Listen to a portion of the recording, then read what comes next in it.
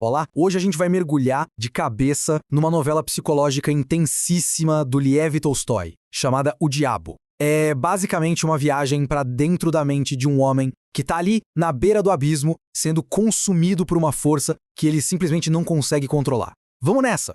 Olha, não é à toa que o Tolstói escolheu começar o livro com essa passagem da Bíblia. É uma escolha muito poderosa. Ele não está só citando uma escritura, ele está entregando para a gente a chave de todo o conflito. É com essa lente que a gente tem que olhar para a batalha interna que vai se desenrolar a partir de agora. E no centro de toda essa batalha, a gente encontra o nosso protagonista, o Evgeny Irtenev. A grande questão é como que um homem que parece ter o mundo aos seus pés se torna tão vulnerável a uma queda tão devastadora. Pra gente entender o tamanho do tombo, primeiro a gente precisa ter uma noção da altura de onde ele caiu. O Evgeny não é um cara qualquer. Ele é o ideal de sucesso da sua época, sabe? Educação de elite, influência social, uma carreira que já estava garantida e a promessa de uma herança gigantesca. Ele representa tudo que é honrado, tudo que é respeitável. Guardem bem essa informação, porque é exatamente essa estrutura que a gente vai ver desmoronar. Só que, por baixo daquela fachada de riqueza toda, tinha uma verdade bem chocante esperando por ele. Depois que o pai morre, aquela vasta fortuna se revela um verdadeiro castelo de cartas, soterrado por dívidas gigantescas.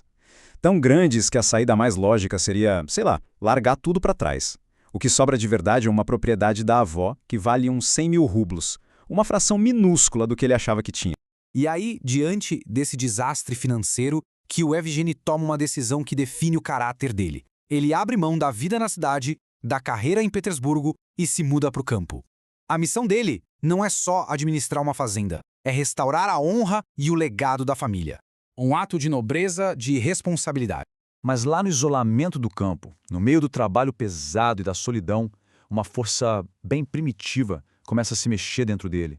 Uma necessidade física que ameaça destruir toda aquela vida disciplinada que ele construiu com tanto esforço. E aqui a gente vê o primeiro passo em direção ao precipício, o auto-engano. O Evgeny não encara os impulsos dele como uma falha moral, não. Ele dá uma reclassificada na coisa. Essa ginástica mental permite que ele se separe da moralidade do que ele está fazendo, transformando um desejo proibido numa mera necessidade fisiológica.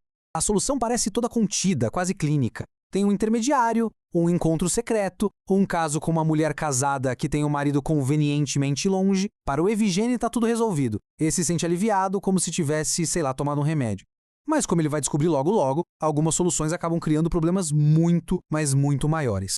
Atormentado pela culpa e pela vergonha daquele arranjo secreto, o Evgeny busca o perdão da única forma que ele conhece, através da santidade do casamento. Ele decide que precisa de uma mudança radical, uma vida de pureza para apagar a mancha do passado. E ele encontra essa pureza na Lisa, naqueles olhos límpidos e meigos dela. Ele vê o oposto de tudo que a Stepanida representa. A Lisa é a personificação da virtude, da devoção, de um caminho para a salvação. Ao se casar com ela, ele corta relações com a Stepanida, convencido de que pode simplesmente fechar essa porta e trancá-la para sempre.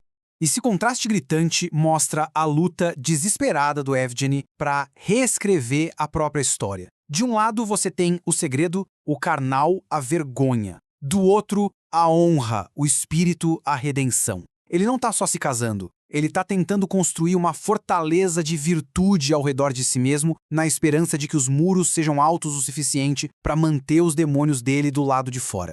E por um ano, parece que funciona. O casamento é feliz, a propriedade vai bem, a Lisa tá grávida, a vida tá perfeitamente em ordem. Mas a vida tem um jeito cruel de desenterrar segredos e o passado do Evgeny tá prestes a bater de frente com o presente dele da maneira mais devastadora possível. É um dia comum. Ele está voltando do campo para casa, para o seu lar. Ele abre a porta do quarto e simplesmente congela. Lá, dentro do seu santuário, está uma figura do seu passado. É a Stepanida, não mais uma sombra na floresta, mas uma presença real, ali, dentro das paredes da casa dele. E no instante, a vida que ele construiu com tanto cuidado começa a desmoronar. A visão dela, bem ali, no coração da sua vida virtuosa, reacende a obsessão com uma força que o deixa paralisado de terror. A partir desse momento, o Evgeny mergulha num pesadelo do qual ele não consegue mais acordar. A obsessão que antes estava adormecida, agora o consome por inteiro, transformando a vida dele num tormento constante. E ele luta com todas as forças que tem. Ele tenta evitar, depois ele a procura, tenta usar o poder que tem para mandar ela para longe. Num ato de pura agonia, ele queima a própria carne na esperança de que a dor física pague a dor mental. Ele reza. É uma batalha desesperada contra os próprios demônios, uma luta contra uma parte de si mesmo que ele já não consegue mais controlar.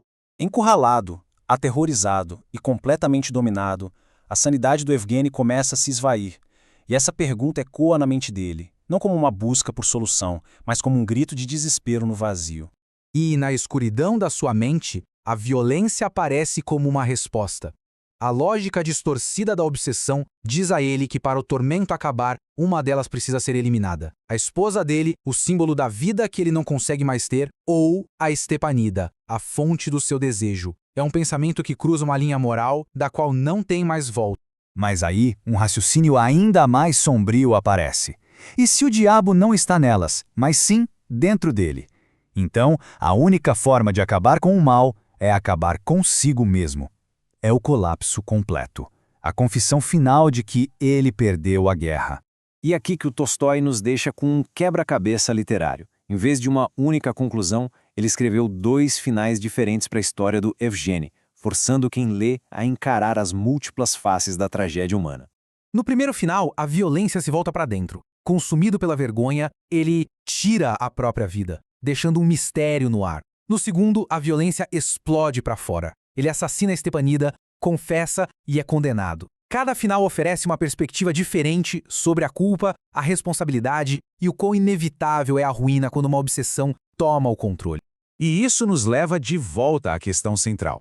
O diabo é uma força externa personificada na Stepanida ou é um inimigo interno, uma falha de caráter, uma semente de obsessão que o próprio Evgeny plantou, regou com auto-engano e deixou crescer até sufocá-lo? Tolstói não dá respostas fáceis, deixando essa pergunta ecoando na nossa cabeça muito tempo depois que a história acaba.